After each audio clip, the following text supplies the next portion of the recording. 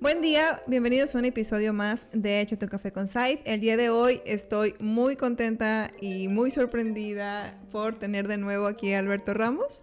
¿Quién es ese? Aquí estamos de nuevo. Aquí de regreso. De regreso después de algunos episodios. La intención es que, pues bueno, de repente pues pasamos por situaciones personales y demás que se nos hacen un poquito complicado, pero lo importante es que ya estamos de vuelta. ¿Sale? Así es. Y el día de hoy pues estamos presentando el episodio número 19 con un tema que, como siempre Sonia dice, muy interesante. Le vamos a poner el nombre de Somos lo que vemos. Así es. ¿Hablo yo? Adelante. Muy bien. Prácticamente es un tema que vamos a hablar sobre aprendizaje vicario, si nos metemos en términos técnicos o en términos para más generales, podríamos decir que nosotros aprendemos viendo. Y eso lo vamos a ir dejando claro a lo largo del podcast. Así es, realmente esta parte del aprendizaje por observación, pues es un aprendizaje que se da como muy naturalmente, como mucho en el contexto y desde pequeños, ¿no? Realmente crecemos con nuestros modelos, que son nuestros padres, nuestros cuidadores, tutores y demás, y vamos aprendiendo y nunca dejamos de aprender, porque es fecha inclusive desde ahora adultos que seguimos aprendiendo y se vale aprender por medio de la observación. Así es, totalmente. Por ejemplo, podemos hablar de 1000 ejemplos en ese aspecto. Cuando estaba la guerra contra el narcotráfico, todos aprendimos a actuar de ciertas maneras, cuando pasaban ciertas características. Bueno, aquí ya saben que a mí me gustan los memes, entonces, por ejemplo, hay un meme donde dice: una camioneta enorme de esas grandes Lobos en Estados Unidos es demasiado común, y aquí en México, los que somos o crecimos en esa época, ver un tipo de esa camioneta era escóndete, son los malitos, no hagas ruido, si te pita no le pites, o si se te atraviesa hazte la vista de que Jesús te habla.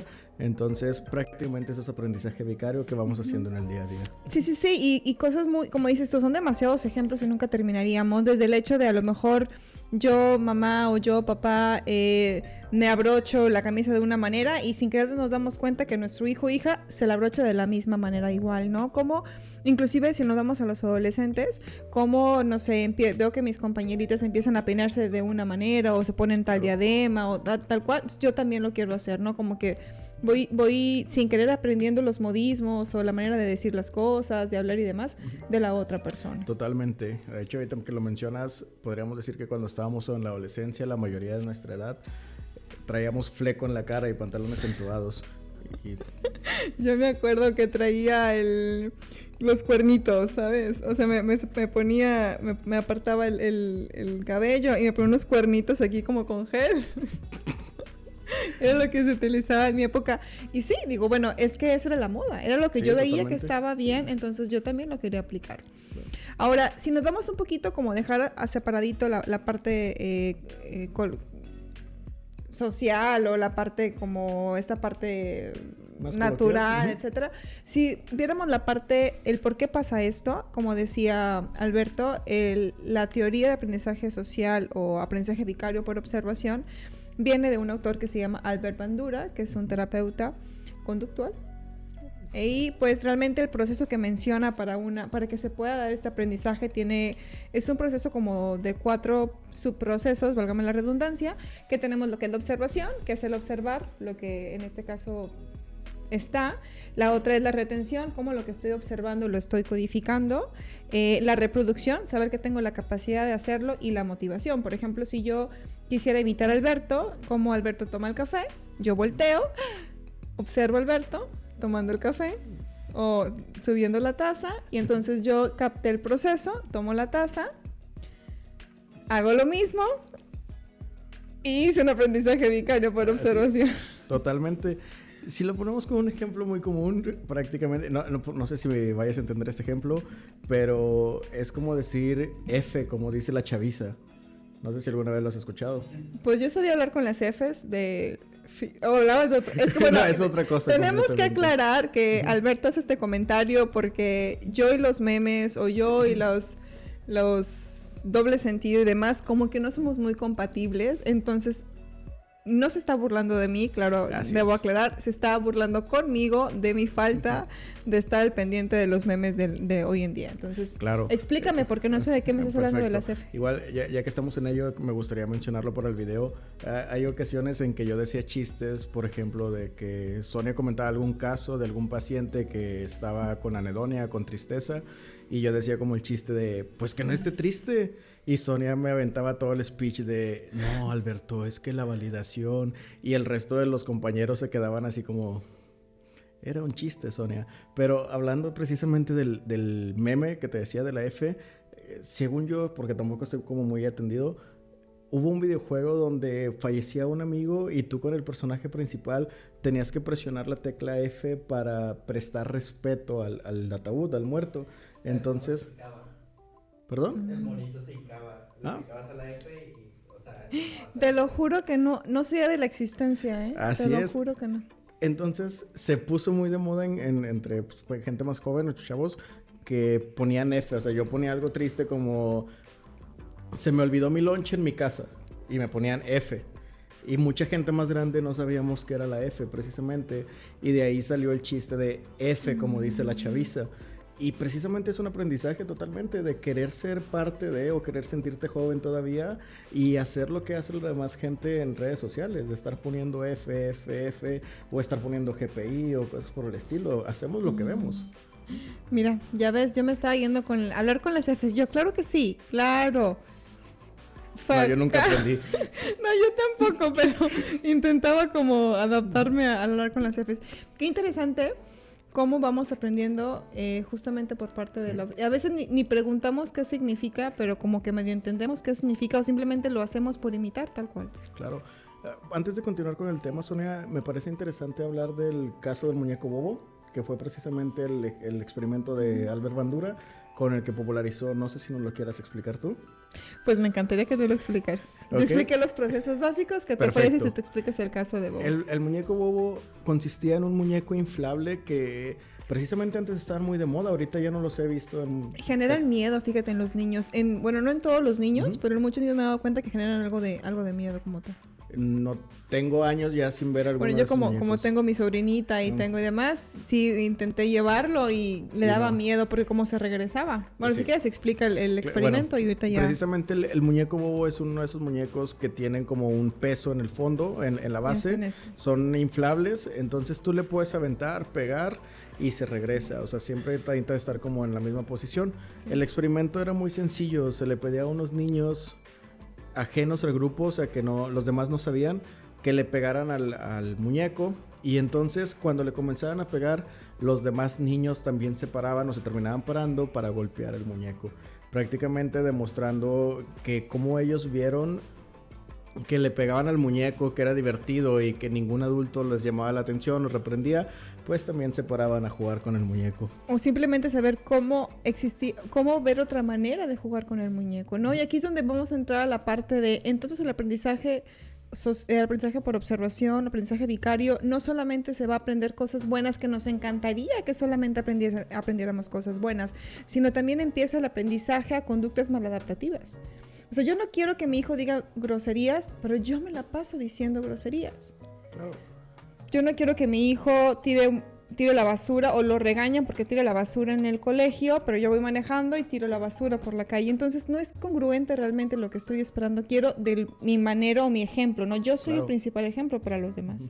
Pero también debemos recordar que el niño aprende en todos los contextos en los que se maneja. Exacto. Si nos ponemos un poquito teóricos, podríamos citar a Bronfenbrenner con su modelo ecológico. Sí. Y precisamente, no sé si conozcas la serie de South Park. Muy poco. Hay un capítulo que utilizo mucho, incluso cuando daba la clase de modificación de conducta, de cómo aprendía por medio de más que nada la parte operante, cuando iba como el entrenador de perros.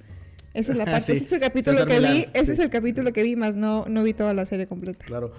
Por ejemplo, los niños al principio de la serie están en tercer año de primaria, que vendrían teniendo que 7 años, 8 años, y son muy mal hablados al momento de estar entre ellos.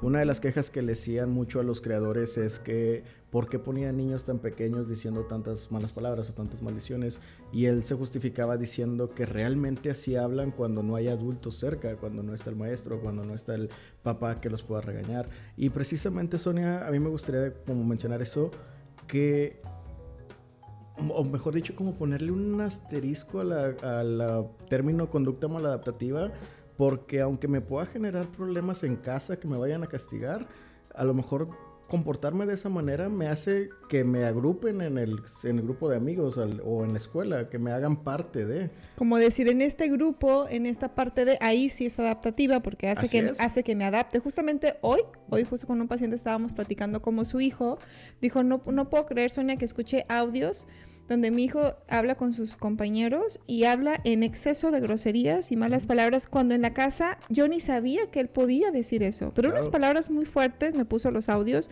y coincide con lo que acabas de decir, ¿no? Sí, totalmente. De esta serie. Y es que prácticamente porque el modelo de aprendizaje de ver lo que hacemos, ver lo que somos, inclusive, por ejemplo, yo me atrevo a decir, yo también soy medio mal hablado o muy mal hablado, pero por ejemplo, cuando estoy con pacientes me regulo mucho, es como, qué situación tan interesante, cuando probablemente con mis amigos insultaría a medio mundo, porque es como aprendemos que se tiene que hacer. Por ejemplo, cuando estábamos en supervisiones o cuando estábamos en clase, cómo nos decíamos que teníamos que ser como psicólogos. Sí, una cosa y te la valido, esta parte de, bueno, yo me comporto como tal y afuera me comporto como tal, pero por ejemplo, también se vale el decir, a mí no me llama la atención, no es lo mío. Por ejemplo, yo, Sonia, es muy raro que diga, y incluso en terapia o fuera de terapia, porque a mí no me encanta. Claro. Y a lo mejor aprendí eso. O sea, en mi casa pues no se dicen malas palabras y a lo mejor vengo de una dinámica donde aprendí a hablar sin decir malas palabras. Que tal vez te sale una u otra, pero realmente vengo de esa dinámica y eso volvemos al aprendizaje. Totalmente. Y también tomando en cuenta que, por ejemplo, y no lo digo en modo sexista, pero eres mujer y socialmente, o por lo menos años atrás, sí se tenía muy marcado que las mujeres no debían decir maldiciones. Y que los hombres tenían mucha más libertad en ese aspecto. Sí pasa, sí pasa. Y es que se escucha mal y se escucha como un ser humano diciendo malas palabras. Totalmente. Si tú no estás de acuerdo, no se te acomoda la mala palabra, es en general, no porque sea hombre o porque sea mujer, pero sí, es algo más cultural que también aparece. Y entonces venimos a darnos cuenta cómo el aprendizaje por observación genera conductas, vamos a llamarlas sanas o insanas, o adaptativas o no adaptativas. Genera conductas y cómo vamos incluso aprendiendo a ello, ¿no? Cuando aprendemos algo nuevo, cuando trabajamos con los pequeños, existe normalmente técnicas de modificación de conducta, hablando un poquito de teoría, que es modelamiento, que justamente es la técnica que se avala con la teoría de aprendizaje por observación. Totalmente. Y está el moldeamiento, que es otra teoría también de modificación de conducta, que la persona va aprendiendo por aproximaciones sucesivas. Entonces yo te pregunto, si tú estuvieras en casa, armarían un juego de mesa, tú no sabes jugar ese juego de mesa y entonces te dicen, ¿quieres jugar y vas como calándole o quieres ver y después juegas? ¿Tú qué contestarías, Alberto? Yo quiero jugar. Ok, por ejemplo, ahí Alberto está hablando más de como que aprendió más en la cuestión de hacer por aproximaciones, sobre la marcha.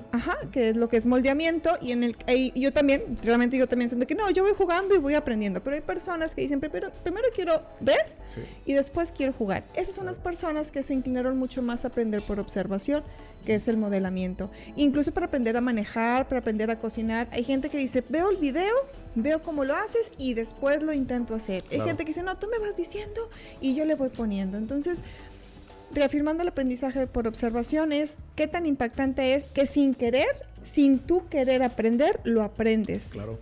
Y no te percatas si es bueno o malo, sobre todo de pequeñitos, porque me acuerdo que mi sobrina hace un fin de semana estaban jugando enanos y gigantes, los grandecitos. Ella hacía como enano y gigante, pero no sabía qué estaba pasando, pero estaba imitando a los otros niños, ¿no? Claro. Y le va agarrando un sentido a la adaptación. Totalmente. Es que también podemos hablar de conductas agresivas en este punto de... Sí, yo creo que entra cualquier tipo de conducta motora que te lleva a tener o no una consecuencia.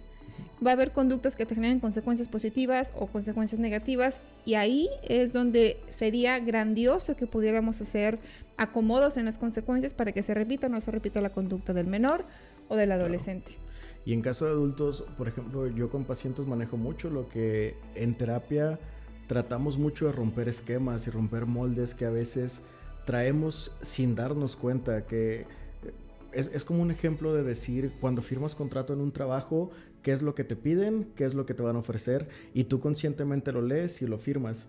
En la vida, o sea, en el día a día, muchas veces ese contrato lo firmaron otras personas por nosotros, lo escribieron otras personas por nosotros, y no tuvimos ni siquiera voz para decir si queríamos algo o no queríamos algo, precisamente por este aprendizaje por observación. Sí. Es que así lo aprendí. Sí, y así tiene que ser. O será, o así lo vi. Sí. Porque si no lo hubiera visto, entonces hubiera aprendido otra cosa. Entonces, ¿cuál es el control que tenemos desde casa para realmente modificar muchos patrones y muchos esquemas de flexibilidad?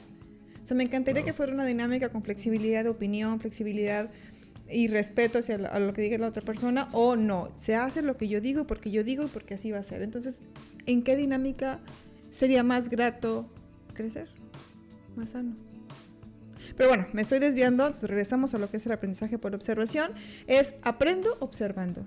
Sí, totalmente. Y mis modelos es todo aquel que se mueva a mi alrededor. Así es. Puede ser bueno, puede ser malo. Puede ser neutro. Puede ser neutro. Simplemente es seguirlo haciendo. Y obviamente es una conducta que se refuerza, ¿no? Digo, por algo lo siguen haciendo y como dices tú, hay que tener mucho cuidado porque a veces estamos o podemos castigar al menor o al adolescente más que nada, pero no nos estamos percatando si él se está queriendo integrar a un grupo que habla de esa manera y él quiere pertenecer. Claro. ¿Qué tanto crees tú, Sonia, como terapeuta y como persona, que tendemos a seguir las conductas de otras personas sin pensarlo? Por ejemplo, hay un programa, si mal no recuerdo, se llama Juegos Mentales, donde ponen como un inicio de una fila y ponen 2 personas a hacer fila en medio de la nada en Las Vegas, o sea, en medio de un centro comercial, y la demás gente ve que están ahí y se empiezan a formar también. Literalmente por observación. Vi que Sonia se formó, vi que Emilio se formó, voy y me pongo también. Y son adultos de vacaciones, fuera de su contexto. O sea, ¿qué tanto crees que tendemos a hacer exactamente lo mismo que los demás? Me encantaría decir que no es completamente, que no es completamente sin proceso, o sea, que lo hacemos aunque sea inconscientemente, porque cuando existe un aprendizaje o social o por observación, hay varios indicadores, ¿no? Aprendo porque considero que es una persona superior a mí, aprendo porque considero que es una persona que sabe más que yo, lo sigo, lo guío porque quiero tener un camino parecido al de la persona. Entonces realmente digamos que hay indicadores que te dicen por qué una persona imita a otra persona. Y cuando pasa así, yo me voy más por la ganancia que pudiesen tener. Es como, no sé qué onda, la persona está ahí, lo veo adulto, lo veo que sabe, lo veo que piensa, lo veo que sabe lo que hace, entonces lo veo seguro. Y ahí entra la teoría de los indicadores de por qué hacemos lo que otra persona hace o lo imito, entonces voy y me formo. Pero inconscientemente, porque no es como que, a ver, me detengo, sí. O sea, a procesarlo. Exacto, es como más instantáneo, pero sí siento que sí hay muy al fondo indicadores específicos que me hacen sí y no. Si yo viera un niño de 3 años paradito y una señora de 50 parada en otra fila, probablemente voy a tratar la de 50, inconscientemente quizá. Pero entonces sí entraría un poquito en la teoría, pero ahí es dependiendo como muchos más factores tomando exactamente, en cuenta. Tomando en cuenta más factores. Porque lo hemos hecho. De hecho, lo he hecho. Uh-huh. Llegas a algún lugar donde no conoces a nadie o no conoces ningún procedimiento y preguntas, pero si ves que otra persona preguntó lo mismo que tú y ya se empieza a hacer movimientos, sigues a la persona. Sí. Porque como que te está indicando qué hacer o qué no hacer. Y estamos aprendiendo constantemente por observación. ¿Dirías que pasa algo similar o algo parecido con las masas, con las multitudes? Por ejemplo, no sé, probablemente te ha tocado alguna vez verlo, que sales y ves que hay una bolita de gente en la esquina y ves que más gente está caminando hacia allá. No sabe qué está pasando, pero ve que los demás lo hacen y deciden ir hacia allá. Sí, fíjate que pasa mucho, sobre todo con el pánico. Sí. Con el pánico pasa mucho, incluso en películas se ha visto, en noticias se ha visto. Cuando pasa algún acontecimiento donde tú ves a personas corriendo, todas dirigiéndose hacia el mismo lugar, con mucho pavor, con mucho pánico, la gente lo que hace es repetir el patrón. Totalmente. Por supervivencia, porque entonces volvemos a la parte de yo codifico que la persona tiene miedo. Entonces, como la persona tiene miedo, entonces yo puedo tener miedo a lo que esa persona vio y entonces hago Pero si la persona está súper contenta porque va a algo que está muy padre o con mucha curiosidad, pues a lo mejor voy porque entonces el reforzador que voy a tener a lo mejor va a estar padre. Entonces, creo que se mezclan un poquito las dos teorías, tanto el aprendizaje por observación como a lo mejor la parte de Skinner, ¿no? Esta parte de la consecuencia que puedo llegar a tener. Operante. Exactamente, sí, ambas son operantes, pero digamos que sí más vinculado a la consecuencia. Entonces, está muy complicado decirte, sí, Alberto, por esto. Yo creo que depende de muchos factores, pero la base sí la pondría como bandura, como observación, así es. Okay. ¿Cuál dirías tú, Sonia? Bueno, ya me sentí como en entrevista hacia ti, entonces, sí, pero creo que está fluyendo la plática en ese sentido, el aporte de Bandura a la psicoterapia.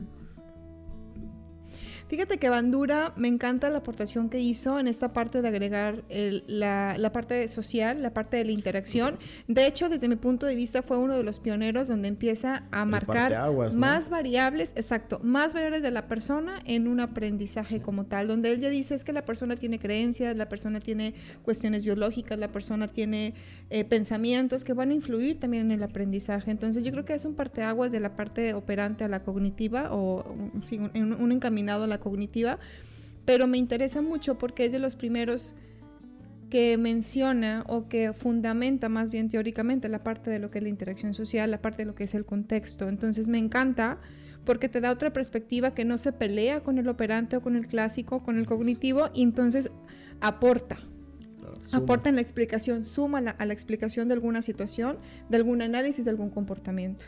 Entonces yo te puedo decir, a mí me gusta la teoría de aprendizaje vicario, me gusta explicarla, lo veo en mis pacientes, y sí te ayudaría a poder explicar muchos comportamientos clínicos que se convierten en clínicos que llegan a consulta. Entonces, yo sí estoy a favor y me gusta mucho ver esta parte de Bandura. ¿Te gusta o te interesa poner algunos ejemplos, o que pongamos algunos ejemplos de cómo se aprende a través de este modelo?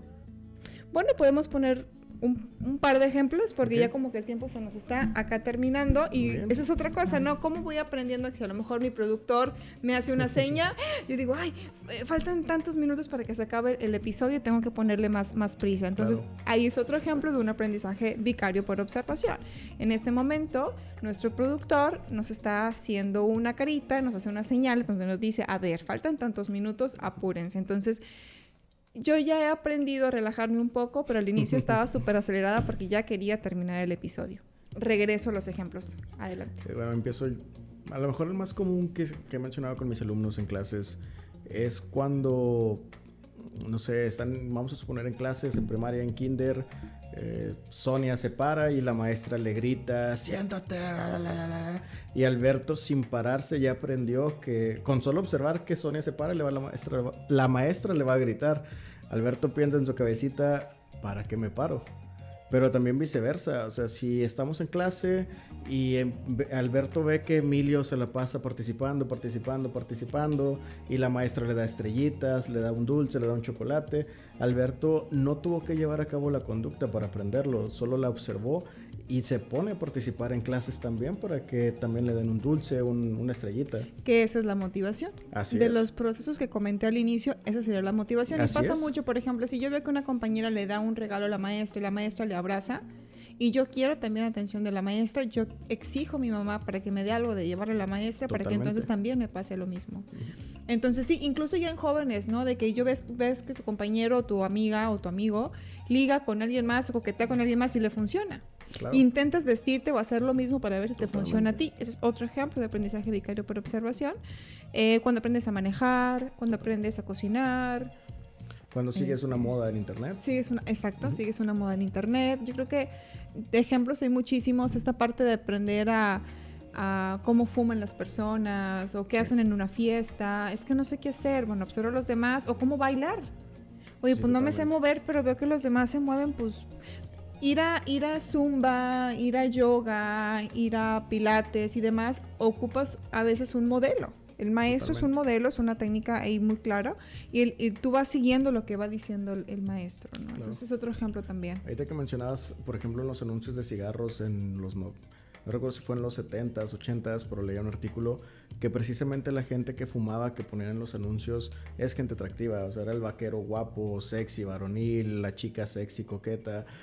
A lo mejor se escucha un poquito frío lo que voy a decir, pero no te van a vender este tipo de modelos con gente socialmente no atractiva o que no cumpla el estereotipo de atractivo para venderte un producto, por ejemplo el cigarro, porque precisamente yo estoy viendo que Juanito Pérez se ve muy sexy mientras fuma, porque aparte es muy varonil y muy fuerte, entonces yo quiero hacerlo también, yo quiero agarrar un cigarrillo y quiero fumar porque es la motivación que estoy teniendo.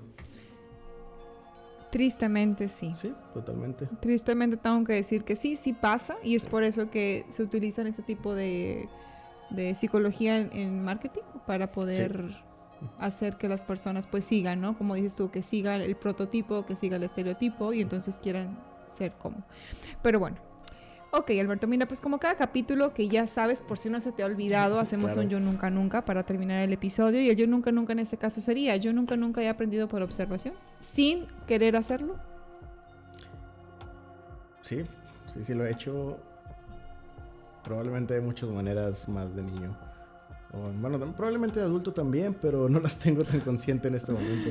Okay. Sí, yo también. Yo creo que todos seguimos aprendiendo. Es una manera de aprender muy natural, muy padre.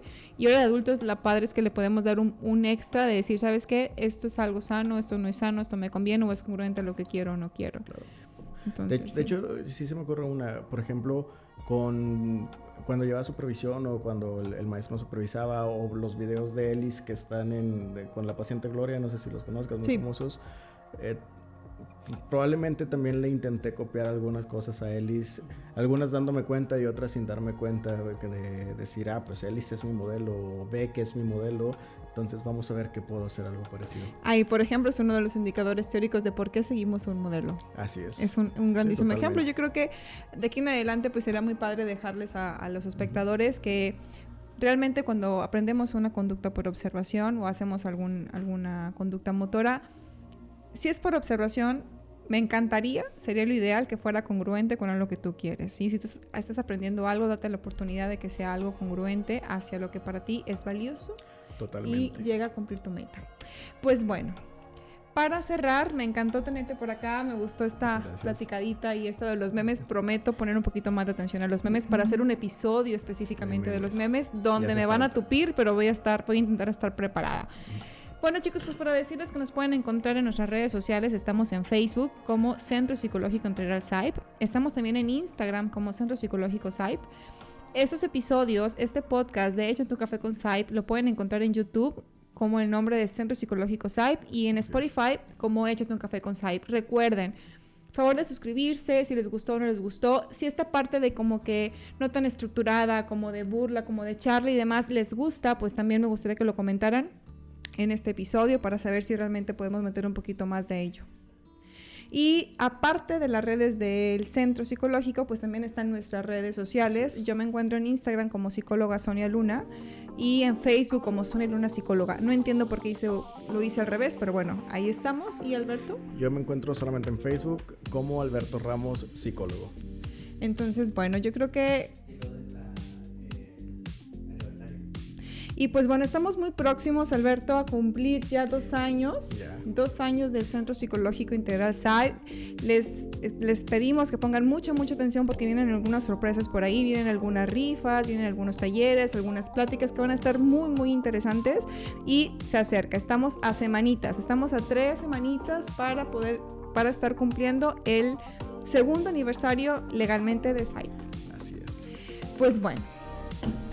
De momento sería todo. Hemos terminado. Se nos terminó el café. Hasta la próxima. Gracias.